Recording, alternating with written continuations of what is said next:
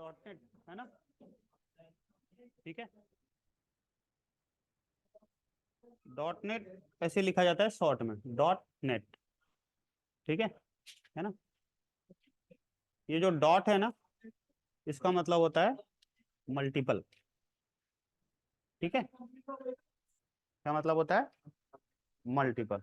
देखो यहाँ पे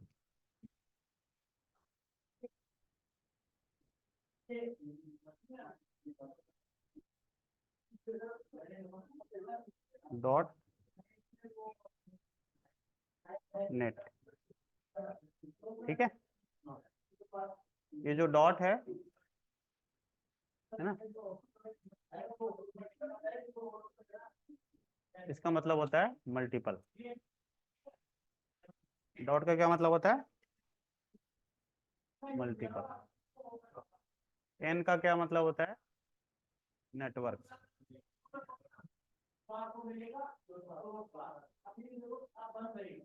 ई का क्या मतलब होता है? इनेबल्ड।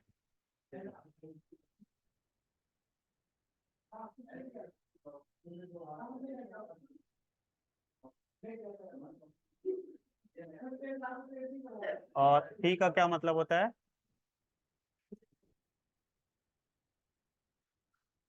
टेक्नोलॉजी,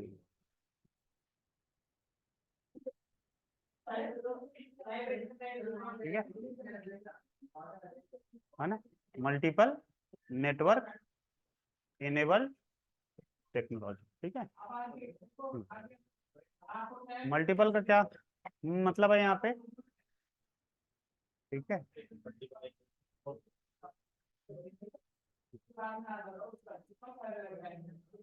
दो चीजें आती है, मल्टीपल लैंग्वेज इंटर ऑपरेबिलिटी,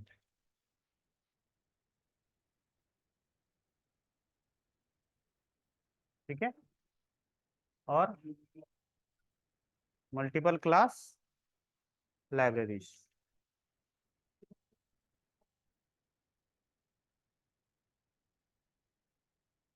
ठीक है।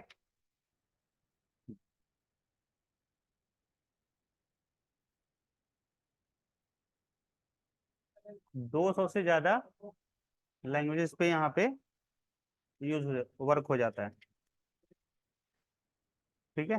200 प्लस लैंग्वेजेस, हाँ, जैसे सी शार्प, पाइथन, वीवी, ठीक है, पर्ल, अडा, एक्सॉन, एप शार्प, पी शार्प, ठीक है, हाँ, J sharp, K sharp, M sharp, ठीक है, हाँ, रूबी, एक्सेट्रा, जावा, है ना। समझ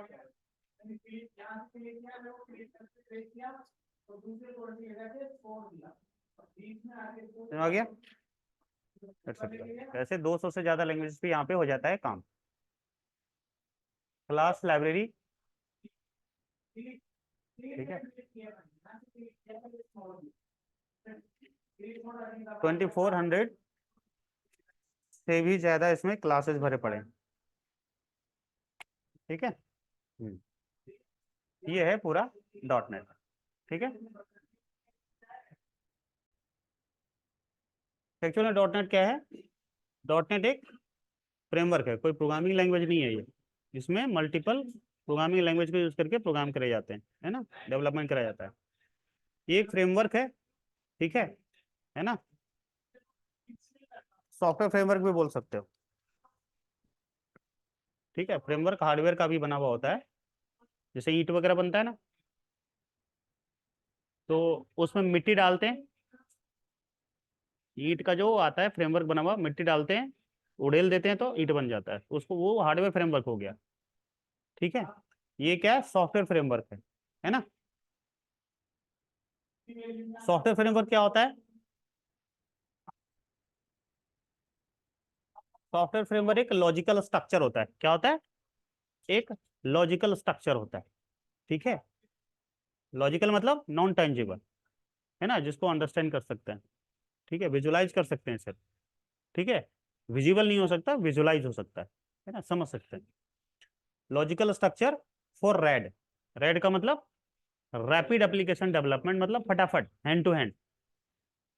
ठीक है, एक ईंट यदि हाथ से बनाओ तो उसमें क्या करना पड़ेगा?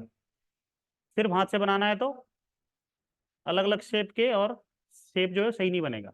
लेकिन एक ढांचा बना लिया, उसमें मिट्टी डाला, रोडेल दिया, तो क्या हुआ? फटाफट बन रहा है ना।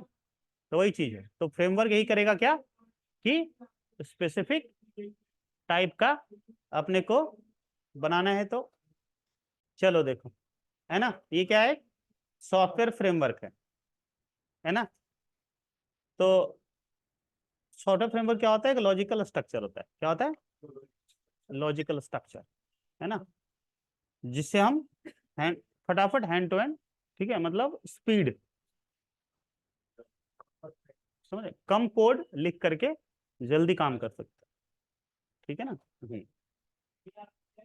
तो क्या करता है? एक लॉजिकल स्ट्रक्चर जो हेल्प और सपोर्ट देगा, है ना, एप्लीकेशन को बनाने में। ठीक है, हैंड टू हैंड, इसीलिए इसको रैड बोलते हैं, रैपिड एप्लीकेशन डेवलपमेंट। अब कैसे? हमें, है ना, क्या प्रोवाइड करेगा? Set of libraries.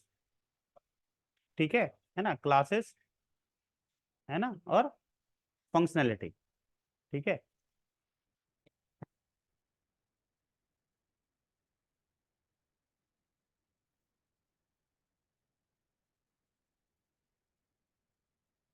With multiple language interoperability, और साथ में मल्टीपल लैंग्वेज को यूज करके भी डेवलपमेंट करने की फीचर देगा। ठीक है, अब इसका आर्किटेक्चर देखो, है ना। सबसे फर्स्ट अपने पास क्या होता है? Source code. जो अपन कोड लिखेंगे, यदि डेवलपमेंट हमें करना है तो कोई ना कोई तो क्या लिखना पड़ेगा? कोड या प्रोग्राम से ही तो होता है, और उसके लिए कोई ना कोई लैंग्वेज होगा। तो यहाँ तुम किसी भी लैंग्वेज में लिख सकते हैं। तो माइक्रोसॉफ्ट का जो अपना लैंग्वेज है, सबसे फर्स्ट था वीवी, विजुअल बेसिक। क्या था? Visual basic. लेकिन विजुअल बेसिक का सिंटैक्स जो होता है वो थोड़ा सा ऑकवर्ड होता है, मतलब डिफरेंट टाइप का। ऑकवर्ड का मतलब होता है अलग ही टाइप का। ठीक है, दूसरे ही टाइप का। नॉर्मल जैसे सी वगैरह मतलब वैसे नहीं होता है। ठीक है, तो क्या हुआ, लोगों ने फिर इसको यूज करना कम कर दिया, क्योंकि लोग आता था सी सी प्लस वगैरह पढ़ करके। अब उसको दोबारा भी पढ़ना पड़ता था डॉट नेट में आने के लिए। तो लोगों ने इसलिए जावा को अडॉप्ट करना शुरू कर दिया, क्योंकि जावा का कोड जो होता है वो सी सी प्लस से सिमिलर होता है। तो फिर इन्होंने क्या किया, जावा यूज करना शुरू कर दिया। तो फिर उस समय जावा जो था वो सन माइक्रो सिस्टम कंपनी का था। अभी तो ओरेकल को बेच दिया। ठीक है ना। तो सन माइक्रो सिस्टम ने माइक्रोसॉफ्ट पे केस डाल दिया कि ऐसे यूज नहीं कर सकते। तो उसमें मिलियन रुपया फिर उसको फाइन भरना पड़ा। ठीक है, तो फिर इन लोगों ने एक महीने तक पूरी दुनिया में अपने डेवलपर्स को जावा पढ़वाई, और एक नई लैंग्वेज बनाई, सी शार्प। और साथ में डॉट नेट के अंदर में मल्टीपल लैंग्वेज पे भी डेवलपमेंट करने की फीचर डाल दी कि लो, हाँ, कि अब जो भी लैंग्वेज आता है उसी पे करो, नई लैंग्वेज भी सीखने की आवश्यकता नहीं है। सीखना चाहते हो तो मेरा हिसाब सीख लो, वीवी आती वीवी पे कर लो, जावा आती जावा पे भी कर लो। तो फिर उसके बाद जावा की लंका लगनी स्टार्ट हो गई डॉट नेट के थ्रू। ठीक है, फिर जावा पीछे हो गया डॉट नेट से। तो एक समय था जब डॉट नेट ही डॉट नेट चलता था, सारे सॉफ्टवेयर जो है डॉट नेट पे बनने शुरू हो गया था। ठीक है, हाँ। तो यहाँ पे जो कोड लिखेंगे जनरली सबसे ज्यादा यूज होता है वो यहाँ पे सी शार्प पे। डॉट नेट यूज होने का एक और रीजन है, क्योंकि देखो, डॉट नेट के अलावा कोई दूसरा किसी भी सॉफ्टवेयर को डेवलप करने के लिए, किसी भी सॉफ्टवेयर को चलने के लिए मिनिमम तीन चीजों की जरूरत पड़ती है। एक प्रोग्रामिंग लैंग्वेज, दूसरा फ्रेमवर्क, और तीसरा डेटाबेस। ठीक है, तो डेटाबेस यदि माइस्क्यूएल यूज करता है, ठीक है, तो वो भी अलग कंपनी का, ओरेकल का यदि ओरेकल यूज कर रहा है तो, ठीक है, माइक्रोसॉफ्ट का यदि एसक्यूएल वगैरह यूज कर रहा है कोई, है ना, ठीक है, लैंग्वेज दूसरी कंपनी का, बट डॉट नेट का सब कुछ अपना है। एसक्यूएल सर्वर करके डेटाबेस एप्लीकेशन इसका अपना है, डॉट नेट फ्रेमवर्क अपना है, लैंग्वेज अपना है। लोग इसीलिए यहीं पे आना शुरू हो गया, क्योंकि लोगों का हमेशा जो ध्यान रहता है वो सुविधा पे भी रहता है कि चीज हम वहां से ले जहाँ सारी चीजें एक जगह मिल जाए। इसीलिए तो फिर अभी देखता होगा वो क्या कहते हैं, मॉल का कॉन्सेप्ट आ गया कि सारी चीजें एक ही बिल्डिंग में है ना। नहीं तो एक चीज यहाँ लिया, एक चीज वहां लिया, एक चीज वहां लिया, ऐसे क्या होता था, टाइम और परेशानी दोनों खराब, प्लस आने जाने में कॉस्ट भी लगेगा, है ना। इसीलिए लोग डॉट नेट को ज्यादा चूज करना शुरू कर दिया। समझ में आई बात। फिर उसके बाद हुआ क्या यहाँ पे, अब इसका स्ट्रक्चर देखते हैं। तो एक लैंग्वेज यूज होगा जहाँ पे प्रोग्राम करेंगे, जो स्टैंडर्ड इंग्लिश में होगा। किसमें होगा, स्टैंडर्ड इंग्लिश में लिखेंगे। अब जब भी हमारा कोड होता है वो स्टैंडर्ड इंग्लिश में लिखा होता है, डायरेक्ट चलेगा नहीं, तो उसके लिए क्या करते हैं, फिर कंपाइलर चाहिए होता है। तो जो भी लैंग्वेज यहाँ होगा उसका एक कंपाइलर होगा, लैंग्वेज कंपाइलर। वो क्या करेगा, सोर्स कोड को एक कॉमन लैंग्वेज में कन्वर्ट करेगा, जिसको बोलते हैं इंटरमीडिएट लैंग्वेज। क्या बोलते हैं, इंटरमीडिएट लैंग्वेज। लेकिन ये डॉट नेट के फ्रेमवर्क में चेंज होगा।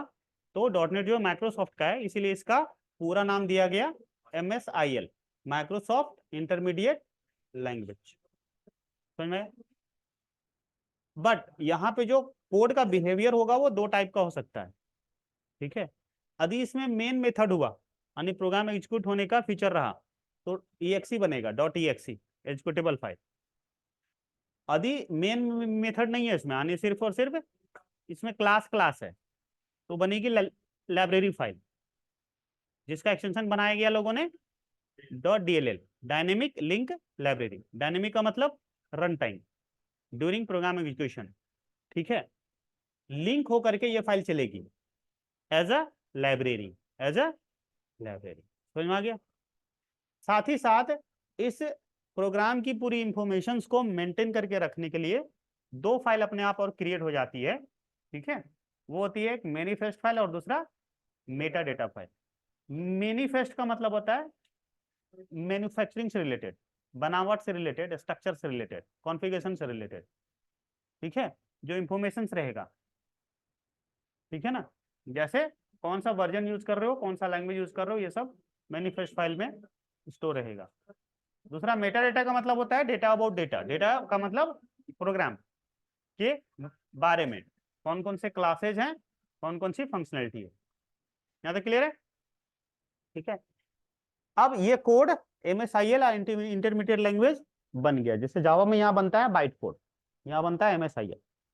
अब ये कोड सिस्टम पे चलेगा कैसे, डायरेक्ट नहीं चलाना है, क्योंकि अलग अलग लैंग्वेज पे हर एक लैंग्वेज का डेटा टाइप का स्टोरेज कैपेसिटी वगैरह सब कुछ अलग है।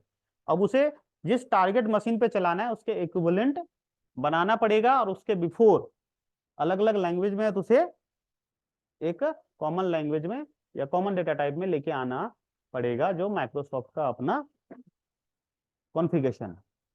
उसके लिए एक टूल बनाया गया कि किसी भी लैंग्वेज में हो उसे हम रीड कर लेंगे। इसी को बोलते हैं लैंग्वेज इंटरऑपरेबिलिटी। किसी भी लैंग्वेज में हो उसे हमें कॉमन लैंग्वेज में चेंज देंगे, तो फिर हम चलाएंगे। तो डॉट नेट के जितने प्रोग्राम है वो इसी कंपोनेंट पे चलते हैं, CLR पे, कॉमन लैंग्वेज रन टाइम। अब इसके अंदर वो जो लैंग्वेज कॉम्पिटिटिव वाला काम है वो कौन करता है, इसका सब एक कंपोनेंट है CLR का, जिसका नाम है CLS। क्या नाम है, कॉमन लैंग्वेज स्पेसिफिकेशन, ठीक है। ये क्या करता है, किसी भी लैंग्वेज में इधर से MSIL बिल्ड होकर के आ रहा हो, ठीक है, यहाँ पे कोड किसी भी लैंग्वेज में किया गया हो, है ना, और किसी भी कोड का MSIL बना हुआ हो, उसे ये कॉमन लैंग्वेज में कन्वर्ट कर देगा। अब रही बात डेटा टाइप रिस्पॉन्सिबिलिटी, तो इसके अंदर एक और सब कंपोनेंट बनाया गया CLS के अंदर में, जिसका नाम है CTS, कॉमन टाइप स्पेसिफिकेशन। इसकी रिस्पॉन्सिबिलिटी ये है कि जो भी लैंग्वेज में MSIL, जिस भी लैंग्वेज का MSIL यहाँ पे आ रहा है CLR के पास, उसका डेटा टाइप से रिलेटेड जितनी भी रिस्पॉन्सिबिलिटी है वो CTS हैंडल करेगा, कॉमन डॉट नेट के टाइप में, है ना। ठीक है, जो भी स्पेसिफाई करना है वो अपना उसको चेंज कर लेगा, डेटा टाइप वाला तो ये हैंडल करेगा। अब रही बात इस कोड को, सारा काम होने के बाद इसे अब चलाना है, लेकिन जिस सिस्टम पे चलाना है उस सिस्टम के इक्विवेलेंट बनाना है। ठीक है, तो जो भी कोड यहां से लिया उसे हैंड टू हैंड सारा काम होने के बाद वहां पे वापस से रिकंपाइल करके चलाना उस सिस्टम पे। ये रिस्पॉन्सिबिलिटी किसके अंदर डाला गया, JIT के अंदर, जस्ट इन टाइम। तो हैंड टू हैंड के इस बिहेवियर को, just in time compilation behaviour के चलते, ठीक है, इसका नाम कंपाइलर का रखा गया JIT। और ये कंपाइलर नहीं है और ये इंटरप्रेटर भी नहीं है, क्योंकि ये रिकंपाइल करता है। कंपाइलर कौन होता है, जो सोर्स कोड से कोड को चेंज करता है, होल कोड को एक साथ रीड करके कन्वर्ट करता है। लेकिन ये होल कोड को रीड, इंटरप्रेटर कौन होता है, जो लाइन बाय लाइन रीड करता है। तो ना तो ये लाइन बाय लाइन रीड कर रहा है सिर्फ, ना तो सोर्स कोड को, ये होल कोड को एट ए टाइम रीड कर रहा है, चेंज कर रहा है। ये क्या कर रहा है, कंपाइल हुए कोड को, MSIL के सारे वेरिफिकेशन और सारे ट्रांसफॉर्मेशन या इंप्लीमेंटेशन या कोड इंटरचेंज होने के बाद वो कोड को रिकंपाइल कर रहा है सिस्टम के इक्विवेलेंट बनाने के लिए, और फिर उसको एग्जीक्यूट कर रहा है। यानी एग्जीक्यूट का मतलब कन्वर्ट कर रहा है मशीन कोड। समझ में? ये है पूरा खेल। ठीक है, साथ ही साथ यहाँ पे CLR की रिस्पॉन्सिबिलिटी और भी होती है। एक होता है सिक्योरिटी। सिक्योरिटी वाला काम कैसे होता है, ये सैंडबॉक्स मैकेनिज्म को अपनाता है। सैंडबॉक्स मैकेनिज्म क्या होता है, जैसे जो भी कोड एग्जीक्यूट होता है ना, वो किसमें होता है,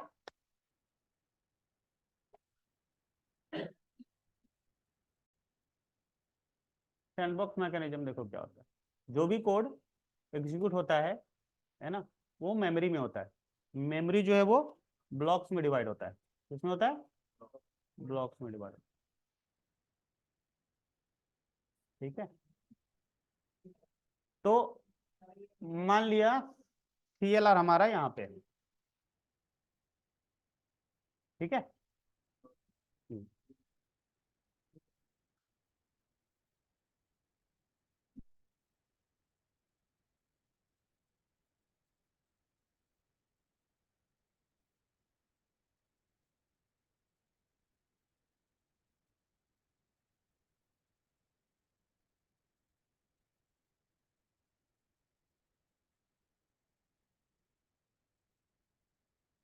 ठीक है, ये कोड को ऐसे रैप करेगा। इधर मान लिया और भी तो होंगे मेमोरी के ब्लॉक जहाँ पे ऑडियो वीडियो और कुछ चल रहा है, तो उनमें कोई प्रॉब्लम हो रहा है तो इस पे कोई फर्क नहीं पड़ने देगा। ठीक है, और इसमें कोई प्रॉब्लम हो रहा है तो उन पे कोई फर्क नहीं पड़ने देगा। जिसको कहते हैं कि इंटरनल इन्वायरमेंट से एक्सटर्नल को फर्क नहीं पड़ेगा और एक्सटर्नल से इंटरनल को फर्क नहीं पड़ेगा। ठीक है ना। इधर कुछ चल रहा है, यहाँ कुछ चल रहा है, यहाँ कुछ चल रहा है, इधर कुछ चल रहा है। ठीक है, तो इनसे कोई इसको फर्क नहीं पड़ेगा। ठीक है, और इससे भी कोई फर्क इसको नहीं पड़ेगा, है ना। तो ना तो इंटरनल इन्वायरमेंट से एक्सटर्नल को फर्क, मतलब CLR मतलब .NET के प्रोग्राम में कोई दिक्कत हुआ तो बाहरी जो है दूसरे मेमोरी में चलने वाले प्रोग्राम को कोई फर्क नहीं पड़ेगा। बाहरी ब्लॉक्स में कोई, है ना, प्रोग्राम ही चल रहा हो या कुछ भी चल रहा हो ऑडियो वीडियो, उसमें कोई प्रॉब्लम हुआ तो CLR यानी कि .NET के प्रोग्राम में कोई फर्क नहीं पड़ेगा। इसी को बोलते हैं सैंडबॉक्स मैकेनिज्म। ऐसे पैक करना कि ना तो बाहर से अंदर कुछ इफेक्ट होगा ना अंदर से बाहर इफेक्ट होगा। ठीक है, वैसे न्यूक्लियर एक्सप्लोजन जैसा कि ऐसे पैक कर दिया कि अंदर ब्लास्ट हुआ तो बाहर कुछ नहीं होगा, तो बाहर कुछ हो रहा है तो उसको भी कोई फर्क नहीं पड़ेगा। उसी को बोलते हैं सैंड बॉक्स। हाँ, रेत के बक्से में तो एक्सप्लोजन किया जाता है न्यूक्लियर का, नीचे खड्डा करके। ये है सैंड बॉक्स मैकेनिज्म, इसलिए बोला गया। ठीक है, ये है सैंड बॉक्स मैकेनिज्म। क्लियर है। दूसरा है मेमोरी मैनेजमेंट। मेमोरी मैनेजमेंट को यूज करते हैं GC का मतलब गार्बेज कलेक्टर। ये एक सॉफ्टवेयर कंपोनेंट या टूल या प्रोग्राम होता है, अनेक फंक्शन के जैसा होता है, जो चलते रहता है टाइम टू टाइम प्रोग्राम में। अपने आप प्रोग्राम रन होता रहेगा, ये चलता रहेगा। ये देखेगा कि बहुत देर से जो ऑब्जेक्ट यूज नहीं हो रहा है उसकी मेमोरी को रिलीज करके जो आने वाला अपकमिंग ऑब्जेक्ट है उसको प्रोवाइड करेगा। यही है कि लिस्ट रिसेंटली अनयूज्ड मेमोरी को फ्री करके जो अपकमिंग या रिक्वायर्ड ऑब्जेक्ट है उसको अलोकेट करना। समझ गया? तो लिस्ट रिसेंट अनयूज्ड मेमोरी को रिलीज करके, ठीक है, रिक्वायर्ड ऑब्जेक्ट को अलोकेट करना, यही काम होता है गार्बेज कलेक्टर। इसी मेमोरी मैनेजमेंट, एक्सेप्शन हैंडलिंग अलग से एक चैप्टर ही है पूरा। कहानी समझ आ गई? हाँ। एक यहाँ डीएलआर भी होता है, डायनेमिक लैंग्वेज रन टाइम, जैसे पाइथन और रूबी, ये सब प्योर डायनेमिक लैंग्वेजेस है, इनको सीएलआर सपोर्ट नहीं देता है। उसके लिए एक नई यहाँ पे कंपोनेंट बना के डाल दिया सीएलआर में, डीएलआर, डायनेमिक लैंग्वेज रन। ठीक है, ठीक है ना? हाँ, तो सीएलआर क्या है? एक डॉटनेट का सॉफ्टवेयर कंपोनेंट है। ठीक है, डॉटनेट के जितने प्रोग्राम है वो कहाँ चलते हैं? सीएलआर। ठीक है, सीएलएस क्या करता है? हाँ, लैंग्वेज इंटर ऑपरेशन, ऑपरेशन का काम जो है वो सीएलएस का ही है। ठीक है, सीटीएस डेटा टाइप कन्वर्जन का है ना। जैसे मान लिया या कोई वीबी यूज कर रहा है, तो वीबी में ऐसे लिखते हैं डिम ए एस इंटीजर, ऐसे लिखा जाता है वेरिएबल डिक्लेयर करने के लिए। ठीक है, तो किसी भी टाइप में हो वो सबको इसमें कन्वर्ट कर देगा, सिस्टम इंट 32A, किसी भी टाइप में उसको ऐसे कन्वर्ट कर देगा वो इंटरनली, है ना। डॉटनेट का अंदर का स्ट्रक्चर ऐसा होता है। ये कौन करेगा? सीटीएस। ठीक है, तो ऐसे कॉमन टाइप स्पेसिफिकेशन हो जाते हैं। जीट है ना, कंपाइल हुए कोड को हैंड टू हैंड सिस्टम के इक्विवेलेंट रिकंपाइल करके मशीन कोड में कन्वर्ट करना, ये रिस्पॉन्सिबिलिटी किसकी होती है? जेट की। ठीक है, अब डॉटनेट के कंपोनेंट है ना, डॉटनेट के कितने कंपोनेंट होते हैं? 3। यूआई में CUI, GUI, web, mobile. CUI हो गया हमारा कैरेक्टर बेस्ड एप्लीकेशन, जहाँ पे सिर्फ कमांड लिख लिख के करते हैं, जो सी प्लस में होता है, वही वाला यहाँ भी सी# यूज करके कर सकते हैं। जीयूआई ग्राफिकल इंटरफेस, जैसे यूज करते हो Notepad, Paint, MS Office, Word, Excel, PowerPoint वगैरह, वैसे भी एप्लीकेशंस बन जाएंगे। Web applications, websites, mobile applications भी बना सकते हैं। सीएलआर मेन कंपोनेंट हुआ डॉटनेट का, जिसमें क्या होता है? प्रोग्राम एग्जीक्यूट होता है, डॉटनेट का सारा चलता है। ठीक है, लाइब्रेरी होते कहाँ है? सबसे फर्स्ट इसका जो स्ट्रक्चर होता है वो एफसीएल, फ्रेमवर्क क्लास लाइब्रेरी, जहाँ पे सारे लाइब्रेरी होते हैं। ठीक है, इसका जो सब लाइब्रेरी होता है, पैकेज होता है, उसका नाम है बीसीएल, बेस क्लास लाइब्रेरी। ठीक है ना। ये सुपर सेट हुआ, ये सबसेट हो गया। ठीक है, अब इसके अंदर जो होगा वो है ना, और क्या क्या मॉड्यूल्स मिलेंगे? ASP.NET, जिसमें वेब एप्लीकेशन बनेगा, edu.NET डेटाबेस कनेक्टिविटी, और भी ऐसी बहुत सारे मॉड्यूल्स मिलेंगे। बात में भाई, ठीक है। अब ये रिकॉर्डिंग अभी का भी डाल देता हूँ।